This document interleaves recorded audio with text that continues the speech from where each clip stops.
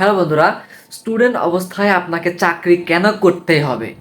আমি আপনাকে কেন বলছি আপনাকে চাকরি করতেই হবে? আসলে কিছু যুক্তি দেই। আমি একজন স্টুডেন্ট, আমি লেখাপড়া করছি অনার্সে, পাশাপাশি আমি জব করছি। এটা হচ্ছে 2024 সাল। আমি 2023 সাল থেকে জব করি।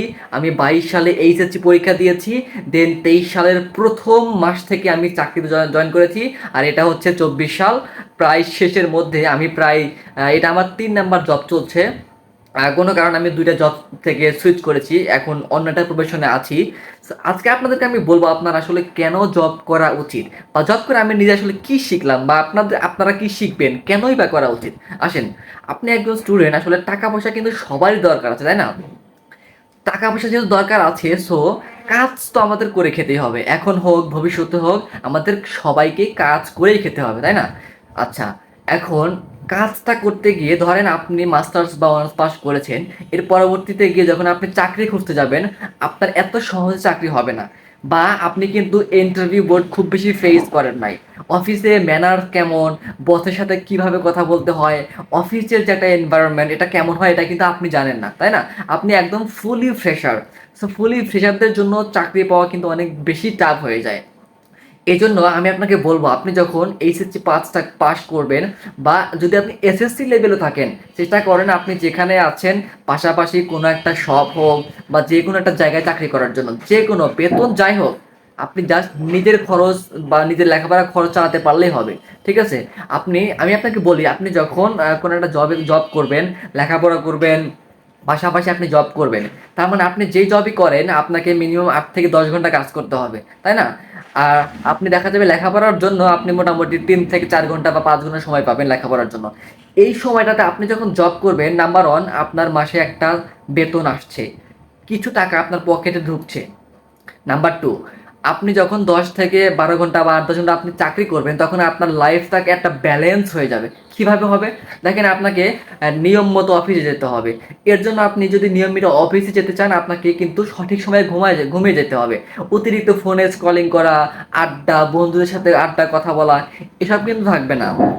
বাজে নেশা কিন্তু আপনার কমে যাবে। আপনি দেখবেন আপনার লাইফটা অনেক চেঞ্জ হয়ে গেছে, আপনার রুটিনটা একদম ব্যালেন্স হয়ে গেছে। সঠিক সময়ে খাওয়া, সঠিক সময়ে ঘুম, সঠিক সময়ে অফিসে যাওয়া। দ্যাট মিন আপনার লাইফটা, আপনার টাইমটা কিন্তু অনেক সুন্দর করে ম্যানেজ হয়ে যাবে।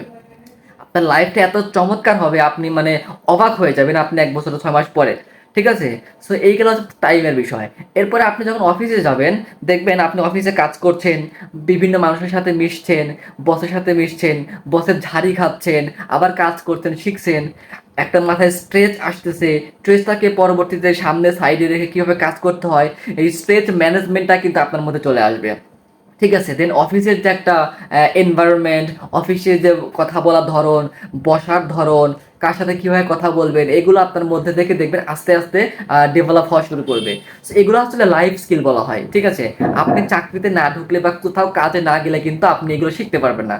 সো এই জন্য এই একটা বিষয় আপনার এখানে ডেভেলপ হয়ে যাবে। এর পরবর্তীতে আসেন, আপনার নেটওয়ার্কিং বৃদ্ধি পাবে। দেখবেন আপনি যে প্রতিষ্ঠানে কাজ করবেন, অনেকের সাথে আপনার কথা বলা হবে, ভালো কানেকশন তৈরি হবে, তাই না? এর থ্রুতে দেখবেন আপনি আরো নতুন নতুন সুযোগ সুবিধা পেয়ে যাবেন, অপরচুনিটি পাবেন, নেক্সট চাকরিতে জয়েন করার সুযোগ পাবেন, এর চেয়ে ভালো বেতন পাবেন। এরপরে আপনার নিজের লাইফে, আপনার সিভিতে কিন্তু একটা স্কিল যুক্ত হয়ে গেল, তাই না? সো আজে বাজে আড্ডাবাজি ছেড়ে দিয়ে যে কোনো চাকরি যেটাই হোক আপনি শুরু করেন। আমি সবসময় একটা কথা বলি, আমি নিজে শুনেছি, শিখেছি।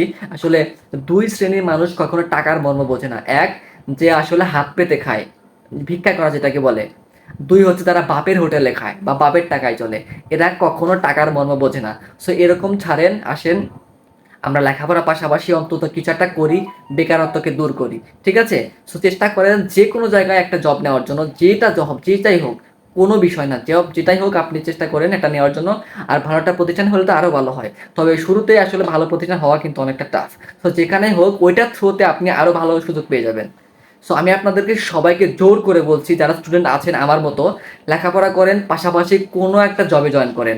আপনার ফ্যামিলিকেও কিন্তু আপনি একটা হেল্প করতে পারছেন, একটা সাপোর্ট দিতে পারছেন, তাই না বন্ধুরা? সো আমার চ্যানেলটা অবশ্যই সাবস্ক্রাইব করবেন। আমি প্রতিদিন এরকম আপনাদেরকে উৎসাহ দেওয়ার জন্য ভিডিও তৈরি করবেন ইনশাআল্লাহ। আমাকে অবশ্যই আপনারা সাপোর্ট করবেন। সো ধন্যবাদ বন্ধুরা।